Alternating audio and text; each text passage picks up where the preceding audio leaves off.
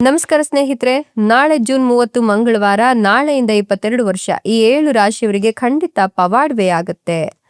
ಮತ್ತೆ ಚಾಮುಂಡೇಶ್ವರಿ ದೇವಿಯ ಕೃಪಾಶೀರ್ವಾದ ನಿಮ್ಮ ಮೇಲೆ ಇರೋದ್ರಿಂದ ಮಹಾ ಅದೃಷ್ಟ ಖುಲಾಯಿಸುತ್ತೆ.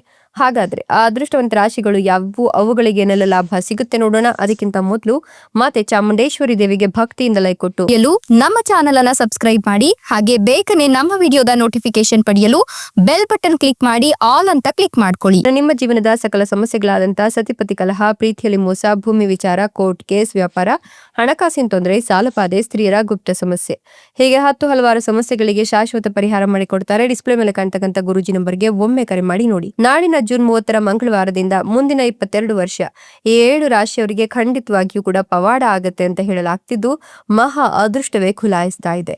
ತಾಯಿ ಚಾಮುಂಡೇಶ್ವರಿ ದೇವಿಯ ಕೃಪಾಶೀರ್ವಾದ ನಿಮ್ಮ ಮೇಲೆ ಇರೋದ್ರಿಂದ ನೀವು ಒಳಿತನ್ನ ಕಾಣ್ತಾ ಹೋಗ್ತೀರಾ. ನಿಮ್ಮ ಜೀವನದಲ್ಲಿ ಇದ್ದಂತಹ ಒಂದಷ್ಟು ಅಡೆತಡೆಗಳು ದೂರವಾಗಿ ನೆಮ್ಮದಿಯುತ ಜೀವನವನ್ನ ನಡೆಸಲಿಕ್ಕೆ ಈ ಸಂದರ್ಭದಲ್ಲಿ ಒಂದಷ್ಟು ಅವಕಾಶಗಳು ಕೂಡ ಸಿಗ್ತಾ ಹೋಗುತ್ತೆ. ವೃತ್ತಿ ಜೀವನದಲ್ಲಿ ಅಪಾರ ಪ್ರಗತಿಯನ್ನ ಕಾಣ್ತೀರಾ. ಈ ಸಮಯದಲ್ಲಿ ಕೈಗೊಂಡ ಪ್ರತಿಯೊಂದು ಯೋಜನೆಯು ಯಶಸ್ವಿಯಾಗಿ ಪೂರ್ಣಗೊಳ್ಳುತ್ತೆ. ಮಾಧ್ಯಮ, ಫ್ಯಾಷನ್, ವಿನ್ಯಾಸ ಮತ್ತು ಕಲಾ ಕ್ಷೇತ್ರಗಳಿಗೆ ಸಂಬಂಧಿಸಿದವರಿಗೆ ಈ ಅವಧಿ ಅತ್ಯದ್ಭುತವಾಗಿದೆ. ನೀವು ನಿಮ್ಮ ಶತ್ರುಗಳ ಮೇಲೆ ಜಯ ಸಾಧಿಸ್ತೀರಾ. ಆರ್ಥಿಕವಾಗಿ ಚೇತರಿಕೆ ಕೂಡ ಈ ಒಂದು ಸಂದರ್ಭದಲ್ಲಿ ನೀವು ಕಾಣಬಹುದು. ಉದ್ಯೋಗದಲ್ಲಿ ಪ್ರಗತಿ, ಆರ್ಥಿಕ ಸ್ಥಿತಿ ಸುಧಾರಣೆಯಾಗತ್ತೆ. ಇದಲ್ಲದೆ ಸಾಲದ ಸಮಸ್ಯೆಗಳು ಸಂಪೂರ್ಣವಾಗಿ ದೂರವಾಗಲು ನಿಮ್ಗೆ ಉತ್ತಮ ಅವಕಾಶಗಳು ದೊರಕುತ್ತೆ.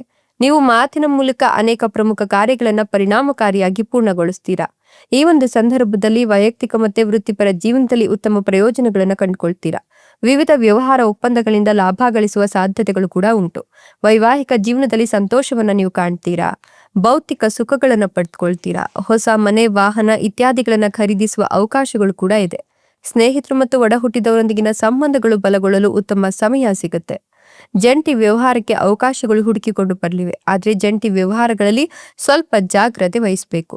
ಮುಖ್ಯವಾಗಿ ಹೊಸ ಆದಾಯದ ಮೂಲಗಳು ಹೊರಹೊಮ್ಮುವ ಸಮಯ ಇದಾಗಿದ್ದು, ಸದುಪಯೋಗ ಮಾಡಿಕೊಂಡ್ರೆ ಒಳಿತಾಗತ್ತೆ.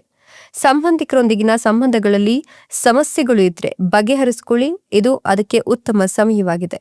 ಈ ಸಂದರ್ಭದಲ್ಲಿ ಸಂಬಂಧಗಳು ಬಲಗೊಳ್ಳುತ್ತಾ ಸಾಕತ್ತೆ ಮತ್ತು ಈ ಅವಧಿಯಲ್ಲಿ ಕೆಲಸ ಮಾಡುವವರಿಗೆ ಪ್ರಗತಿಯ ಹಾದಿ ತೆರೆದುಕೊಳ್ಳುತ್ತೆ. ಇಷ್ಟೇ ಅಲ್ಲ, ಇನ್ನೊಂದು ಮುಖ್ಯವಾದ ವಿಚಾರ ಏನಪ್ಪಾ ಅಂದ್ರೆ ಕಂಕಣ ಫಲ ಅಂದ್ರೆ ಮದುವೆ ಸೆಟ್ ಆಗೋಕೆ ಇನ್ನು 3 ಹೆಜ್ಜೆ ಬಾಕಿ ಇತ್ತು. ನಿಮ್ಮ ಪ್ರಯತ್ನಗಳನ್ನ ನಿಲ್ಲಿಸಬೇಡಿ.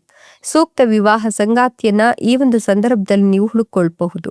ಜೊತೆಗೆ ಒಂದಷ್ಟು ಪ್ರಯೋಜನಗಳನ್ನ ಪಡೆಯೋದ್ರ ಜೊತೆಗೆ ನೀವು ಒಂದಷ್ಟು ನಷ್ಟಗಳಿಗೂ ಕೂಡ ಹೊಣೆಯಾಗಬೇಕಾಗತ್ತೆ. ಈ ಒಂದು ಸಂದರ್ಭದಲ್ಲಿ ಖರ್ಚು ವೆಚ್ಚಗಳ ಬಗ್ಗೆ ಸಾಕಷ್ಟು ನಿಗಾವನ್ನ ವಹಿಸಬೇಕಾಗತ್ತೆ. ಇಲ್ಲವಾದ್ರೆ ನಿಮ್ಮ ಬಜೆಟ್ ಹಾಳಾಗಿ ಇಡೀ ನಿಮ್ಮ ಆರ್ಥಿಕ ವ್ಯವಸ್ಥೆಯೇ ಅಲ್ಲೋಲ ಕಲ್ಲೋಲವಾಗ್ಬಿಡುತ್ತೆ. ಕೆಲಸ ಹುಡುಕ್ತಿರ್ತಕ್ಕಂಥವರಿಗೆ ಈ ಸಂದರ್ಭದಲ್ಲಿ ಕೆಲಸ ಸಿಗುವ ಸಾಧ್ಯತೆ ಇದು. ನೀವು ಇಷ್ಟಪಟ್ಟದಂತಹ ಕೆಲಸವನ್ನೇ ಅಥವಾ ಉದ್ಯೋಗವನ್ನೇ ನೀವು ಕಂಡುಕೊಳ್ಬಹುದು. ಈ ಒಂದು ಸಂದರ್ಭದಲ್ಲಿ ಮದುವೆ ಆಗದೆ ಇರೋರಿಗೆ ಮದುವೆಯ ಯೋಗ ಕೂಡಿ ಬಂದಿದೆ. ಮಕ್ಕಳಿಲ್ಲ ಅನ್ನೋರಿಗೆ ಮಕ್ಕಳ ಯೋಗ ಕೂಡ ಇದೆ. ಇಷ್ಟೆಲ್ಲ ಲಾಭ ಮತ್ತು ಅದೃಷ್ಟವನ್ನು ಪಡೆದಿರ್ತಕ್ಕಂಥ ಅದೃಷ್ಟವಂತ ರಾಶಿಗಳು ಯಾವುವು ಅಂದ್ರೆ ಮಿಥುನ ರಾಶಿ, ಸಿಂಹ ರಾಶಿ, ವೃಶ್ಚಿಕ ರಾಶಿ, ಕಟಕ ರಾಶಿ, ಮೀನ ರಾಶಿ, ವೃಷಭ ರಾಶಿ, ಧನು ರಾಶಿ.